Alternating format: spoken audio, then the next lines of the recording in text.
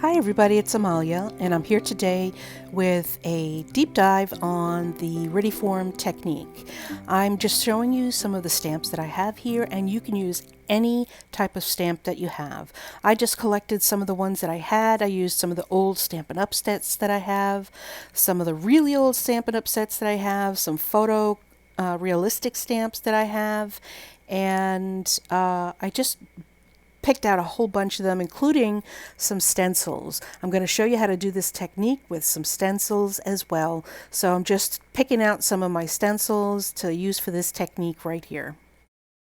You can use any type of ink that you have. I recommend using a water-based ink, and for my projects I use Tim Holtz Distress inks as well as Memento inks. You're also going to need some foam blending tools or blending brushes. I used both of these for the projects today. I am using some Scotch double-sided removable tape to stick down my Nina Solar White 110-pound cardstock. And you could use some fancy tools like these triangles and T-squares.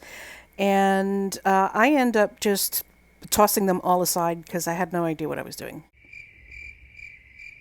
I'm sure the engineers and the architects out there would know how to use a T-square and a triangle to create this Retiform technique, but you really don't need one.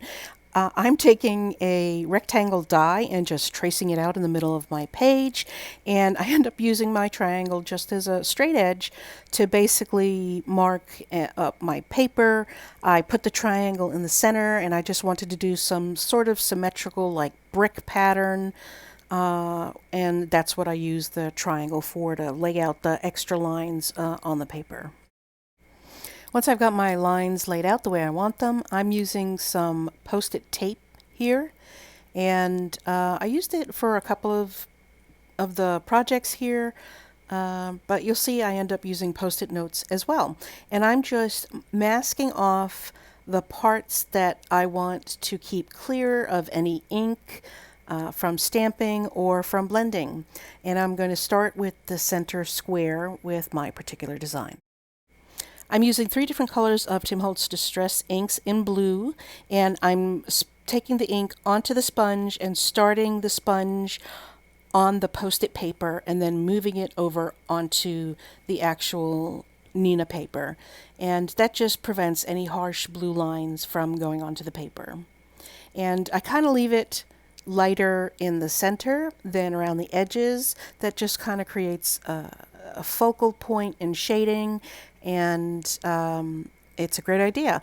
I'm using this particular set from Stampin' Up! Again, you could use any stamp set that you have to do this particular technique. I just happened to choose this one. Now you're going to remove your Post-it tape and reveal another section. Cover up the previous section so it doesn't get inked up. I happen to be using 3 different shades of blue here. You could certainly stay with the same color blue. You don't necessarily have to change colors or shades, but I'm doing a lot of playing and experimenting and sponging on some different shades of blue for this particular scene that I'm doing. In this next section, I stamped the image first, and then I'm going to sponge the color on afterwards.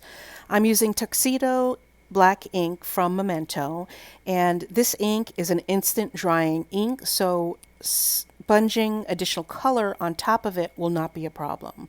And I use this ink whenever I'm Copic coloring and doing any type of coloring, except watercoloring.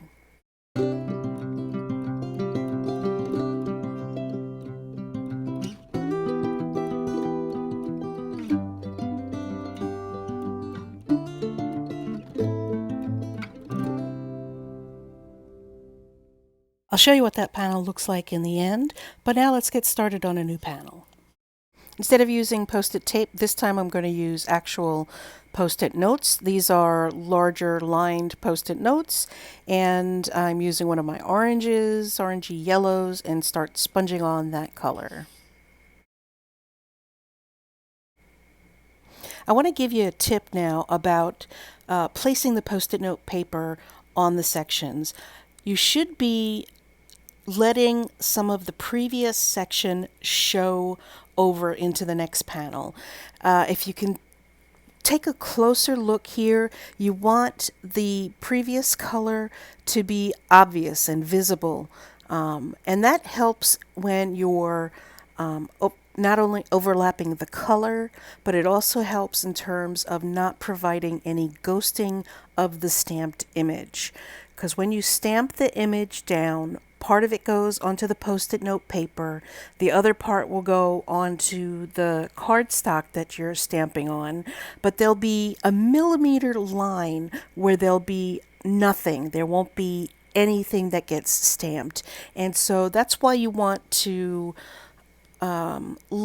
have some of the previous section visible, just a small amount, and that'll prevent some of that ghosting.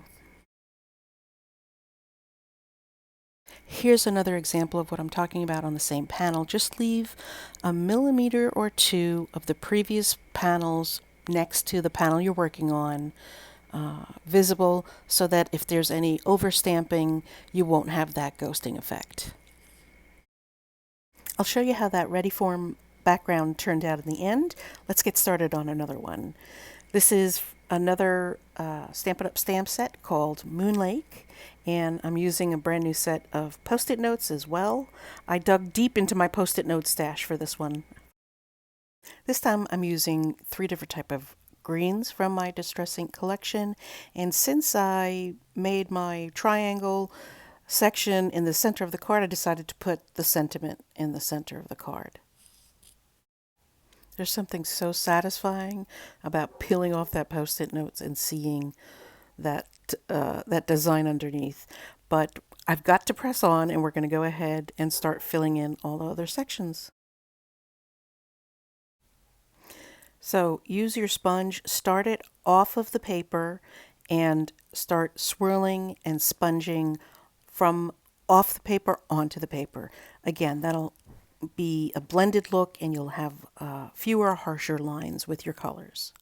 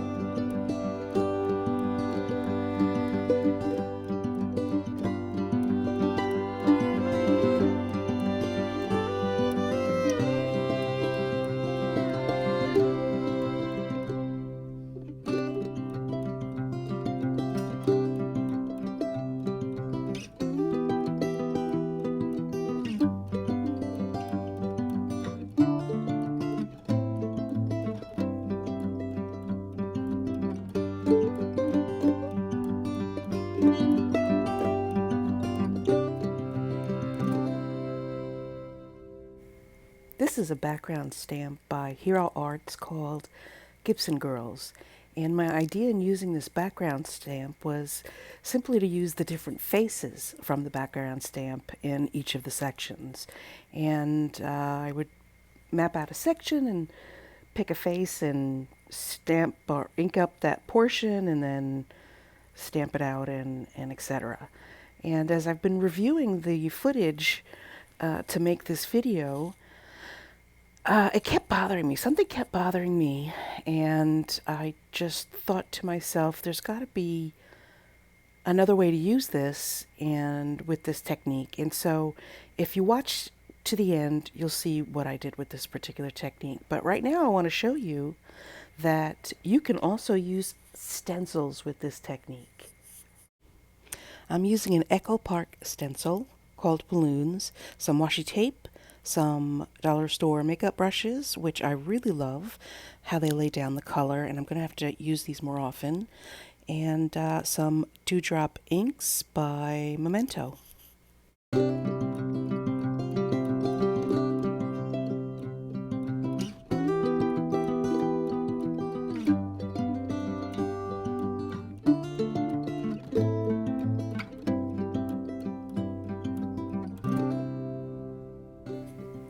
This is also an Echo Park stencil with birthday candles on it. I decided to use some red here.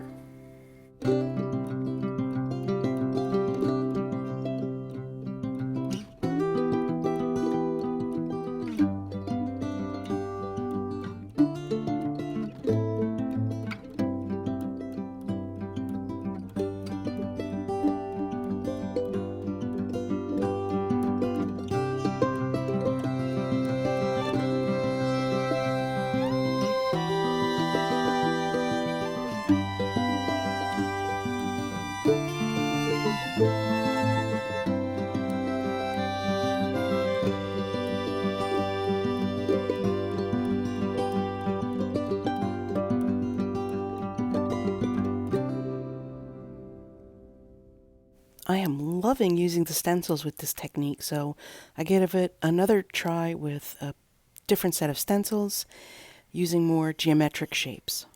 I'll let you take a look at that one and all the others at the end of the video, but I have to go back to the drawing board, as they say, with that Gibson Girl background stamp, and I'll show you what I did with it, and I'll show you the final result at the very, very end.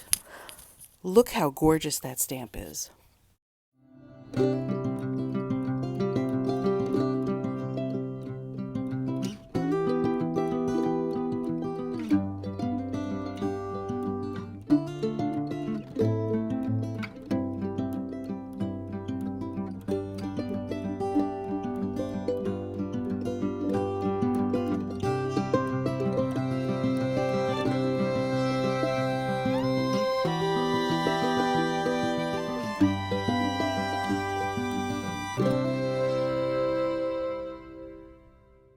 Take a look at the final projects in my Retiform Technique deep dive. Here's the first background that I made, and I really like the way the lines look and how it defines the space.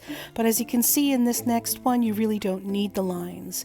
If you're just going to use different colors or slight variations of the colors, it really works well. I made an oopsie, and I'm going to cover it later on with an embellishment. Next, we have this particular style right here. It's not one that I showed you in the video, but I went ahead and used this marker to separate the lines. And here's one that I did show you in the video. It says, "The question is not what you look at, but what you see." And I see a boo-boo in the middle of that page, and I just plan on covering it with an embellishment at some point. Other than that, I love the way it came out. Here's another one I didn't show you during the video. I used some Memento Brilliance inks, and it's got a wonderful pearlescent sheen to it, and it turned out to be one of my favorites. Here's the Gibson Girls background stamp. I used only one color of distress ink for this. I think it was called Old Paper, and I think it came out okay, but it wasn't happy with it, and I'll show you the second one I made later on. Here's another one that I did on my own without sharing in the video, but it's all New York dedicated scene, and I love it. For this one, I decided to use more of my photorealistic stamps, and I think you can recognize everybody in this panel. Maybe not this particular guy, because I cut off half of his face, but if you can recognize him, definitely leave a comment below and tell me who you think that is. Here's the stenciled panels now. I left this blank so that I could put a sentiment there. On this one, I also left part of it blank so I could put a sentiment in that space. And I love the way this came out. I used the Sakura Jelly Roll pen to highlight some of the stars on that part of the panel. I used some floral stencils on this one, and in this one I decided to leave a space between each of the sections, and I really like the way that came out, although it wasn't very easy. Here's the final panel, and I really love the way this turned out.